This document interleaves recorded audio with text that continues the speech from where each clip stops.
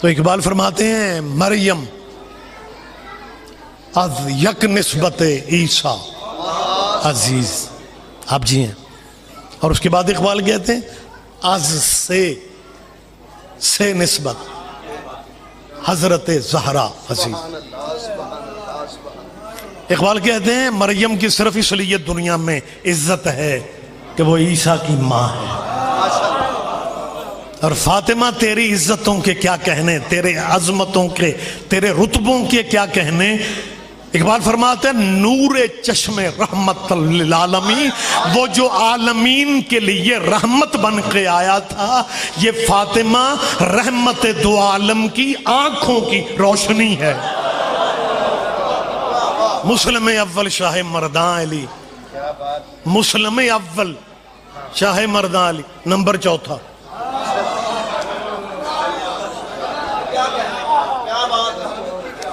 یہ مولانا یہ لفظ بھی علامہ اقبال کے ہیں. وہ تو شکر ہے علامہ اقبال جو ہے نا وہ شیعہ نہیں تھا، نہیں تو نہ وہ شاعر مشرق بن سکتا تھا، نہ اس نے مصور پاکستان ہونا تھا. لیکن باتیں اتنی بڑی کہہ گیا ہے کہ اب مولویوں کا بس نہیں چل رہا، کیونکہ اس پہ ایک بادشاہوں کا کرم تھا. یہ تھوڑا کرم ہے کہ علامہ اقبال روز سویرے اٹھ کے شیو کرتا تھا اور مولویوں کو بھی کہنا پڑتا ہے علامہ اقبال.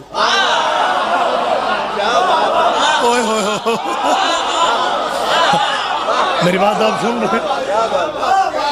اور بخدا کچھ شاعری تو علامہ کی لوگوں کو ازبر یاد ہے، لیکن کچھ اشعار ایسے ہیں جو بہت کم پڑھے جاتے ہیں. اگر آپ اجازت دیں تو ایک شعر میں ایسا اقبال کا مصرع آپ کے سامنے رکھنے لگا ہوں کہ اس اللہ والے ملک میں مجھے یقین نہیں آتا، اللہ والے ملک میں یقین نہیں آتا کہ علامہ اقبال اتنی جرت کر گیا. ایک شعر ہے علامہ اقبال کا جسے ظفر اللہ شفیق ہیں، مولانا ہیں، گلبرگ 3 میں اہل حدیث کی مرکزی مسجد کے خطیب ہیں. انہوں نے علامہ اقبال کا کتابی صورت میں وہ کلام علیحدہ شائع کی ہے جو اہل بیت کے بارے میں ہے. اس میں یہ شعر بھی انہوں نے لکھا ہے، اللہ والے ملک میں کیا کہنے اقبال تیرے حوصلے کے. اقبال نے پتا میں اقبال کی جرت کو سلام کر رہا ہوں. یہ علامہ کا حوصلہ تھا جس نے برملا کہا تھا نجف میرا مدینہ ہے. آپ جی ہیں، آپ جی ہیں، آپ جی ہیں. ہاں نجف میرا. اور میں ایک ایسے ملک میں میں اور آپ رہتے ہیں جہاں اس پاکستان کی اکثریت کو نہیں پتا کہ نجف کیا ہے.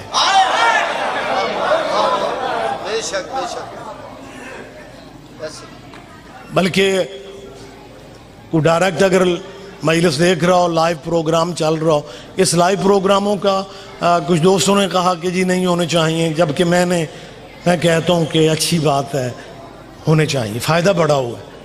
فائدہ یہ ہوا کہ اب کوئی نہیں کہتا کہ مجلس سننے سے نکاح ٹوٹ جاتا ہے. کیوں؟ ڈائریکٹ سرکار فیس بک پہ چل رہی. جب ہمارے بھائی یوں کر کے موبائل کھولتے ہیں نا تو مجلس لائیو، اب اسے ایک لمحہ تو دیکھنا ہی پڑتا ہے نا، وہ کان میں ذکر پڑ جاتا ہے. اب کوئی نہیں کہتا کہ مجلس سننے سے نکاح ٹوٹ جاتا ہے، کیونکہ موبائل ہر جیب میں ہے، فیس بک ہر کوئی دیکھ رہا ہے. اگر آل محمد کے ذکر سے نکاح ٹوٹ جاتا ہے پھر بچا کس کا ہے؟ لہٰذا اب صورتحال مطلب بہت مختلف ہے. میں اس صورتحال کو دیکھتے ہوئے بات کر رہا ہوں کہ جب میں نے کہا نجف میرا مدینہ ہے، تقریباً میرا خیال نکھرا نتھرا مجمع ہر بندے نے یوں ہاتھ اٹھائے اور لطف لیا کہ اقبال کہہ رہا ہے نجف میرا. جو لائیو دیکھ رہے ہوتے ہیں وہ ایک دوسرے سے کہتے ہیں کہ یار ان شیعوں کی سمجھ نہیں آتی کہ یہ کیا ہے نجف میرا مدینہ ہے. ان دوستوں کو نجف کی سمجھ نہیں آتی کہ یہ کیا کہتے ہیں نجف میرا. میں ان دوستوں کو صرف وضاحت کے لیے کہ وہ نجف کو جو نہیں سمجھ پاتے، نجف کیا ہے. جی بسم اللہ، آپ جی ہیں، آپ جی ہیں، آپ زندہ و سلامت رہیں. میں رک رہا ہوں صرف بات سمجھانے کے لیے. وہ پریشان ہے اکثر لوگ کہ یہ نجف کسے کہتے ہیں؟ نجف میرا مدینہ ہے. یہ نجف کیا ہے؟ اپنے دانا لوگوں سے، پڑھے لکھے جو اسکالر ٹائپ لوگ ہیں، ان سے پوچھئے گا کہ کیا یہ ہسٹری کا حصہ ہے کہ بنو عباس کا سب سے زیادہ پڑھا لکھا جسے علمی شخصیت گنتے ہیں وہ مامون رشید کا والد ہارون رشید.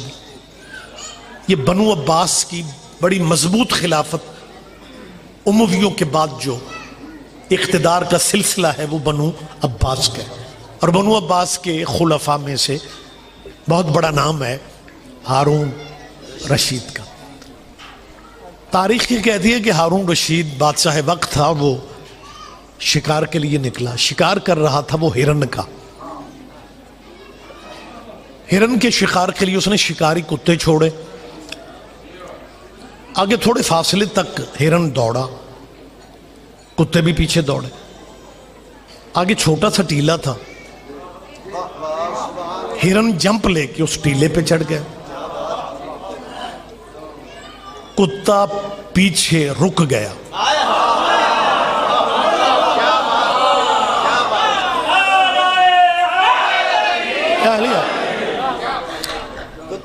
حکمران وقت جو تھا ہارون رشید، بیٹا آپ کے ذہن میں نام ہے ہارون رشید جو ہے، اس نے اپنے آپ سے کہا کہ اتفاق ایسا ہوا ہے کہ ہرن ایک ٹیلے پہ جمپ لے کے چلا گیا اور یہ پیچھے رہ گیا.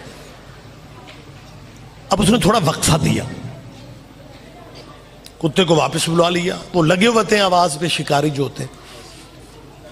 جب تھوڑا پھر وقفہ ہوا، ہرن پھر اترا ٹیلے سے. اس نے پھر کتے چھوڑے.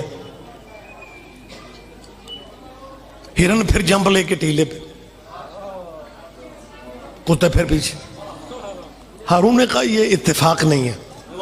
اس علاقے کے معمر ترین بندے کو، معمر آپ سمجھتے ہیں، بوڑھا بزرگ ترین جس کی عمر پکی ہو جاتی ہے، معمر ترین بندہ اس علاقے کا ہارون نے بلایا.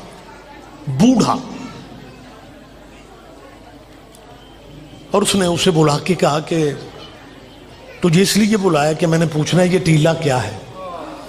اس نے کہا بادشاہ وقت کا خوف ہے، زندگی خطرے میں ہے، نہیں تو میں بتا دیتا. اس نے کہا بادشاہ وقت میں ہوں، میں تجھے امان جان کی لکھ کے دے رہا ہوں، مجھے بتا یہ ٹیلا کیا ہے. اس نے پھر یاد رکھنا ٹیلا نہیں ہے. اس نے کہا پھر کیا ہے؟ اس نے کہا پوچھتے کیوں ہو؟ اس نے کہا پوچھوں نا، 2 دفعہ میں نے دیکھا ہے شکاری کتے یہاں تک آتے ہیں، رک جاتے ہیں، ہرن جمپ لے کے پناہ گاہ میں چلا جاتا ہے، کتے آگے جانے کی جرات نہیں کرتے. اس نے کہا علی کی قبر ہے اور علی کی قبر پہ کتے نہیں جاتے.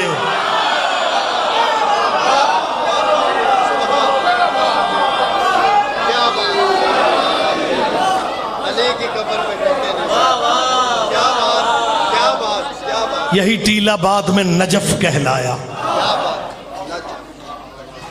یہ وہی جگہ ہے جہاں نوح کی کشتی کو قرار آیا تھا.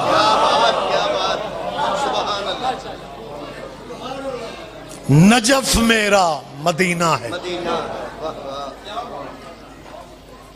یہ فقرہ یاد ہو گیا جی آپ کو؟ نجف میرا.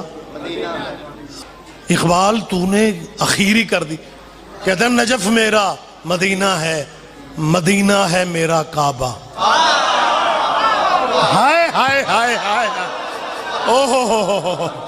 آپ جی ہیں، آپ جی ہیں. بہت شکریہ، بہت شکریہ. پھر انشاءاللہ پھر بات ہوگی کیونکہ اس کو وضاحت کے لیے بھی ٹائم چاہیے اور میں اپنے آپ کو روک رہا ہوں. نجف میرا مدینہ ہے، مدینہ ہے میرا کعبہ. میں بندہ اول کا ہوں، امت شاہ ولایت ہوں. اس لیے شعراء نے بھی کہا، میر تقی میر نے کہا سگے کو میر میں اس شیر حق کا ہوں.